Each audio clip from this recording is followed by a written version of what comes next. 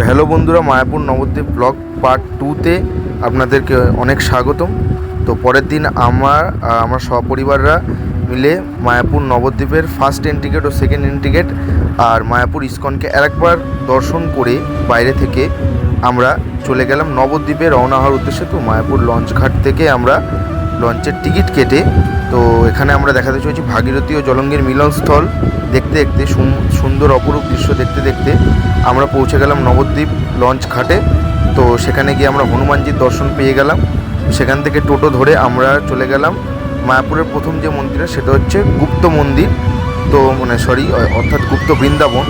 তো গুপ্ত বৃন্দাবনের মধ্যে অনেক কিছু দেখলাম, যেমন রামায়ণের লীলা, তারপরে শ্রীকৃষ্ণের লীলা, রাম রাবণের যুদ্ধ, শিবের তাণ্ডব, মহাভারতের পিতামহ বিশ্ব যে শুয়ে আছে দেখতেই পাচ্ছেন, সীতার অগ্নি পরীক্ষা, তারপরে নিমাইয়ের জন্মস্থান, গৌরাঙ্গের জন্মস্থান, এগুলো সব ছোট ছোট একদম দৃশ্যময় করে তুলে ধরেছিল খুব সুন্দর করে, আপনারা দেখতেই পাচ্ছেন। তারপরে কংসের কারাগার।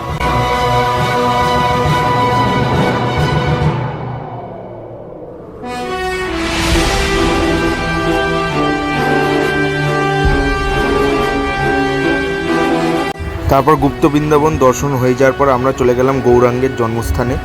তো জায়গাটা বেশ সুন্দর, তো দেখেই নিন আপনারা কি অপরূপ দৃশ্য রাধারানী।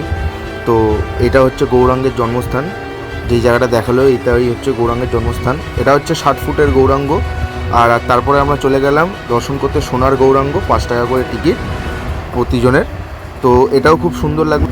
তো তারপরে দর্শন করলাম পোড়ামাতলা, তারপরে লাস্টে এই মন্দিরটা দর্শন করে আমরা সেই দিনকেই বাড়ির দিকে রওনা দিলাম।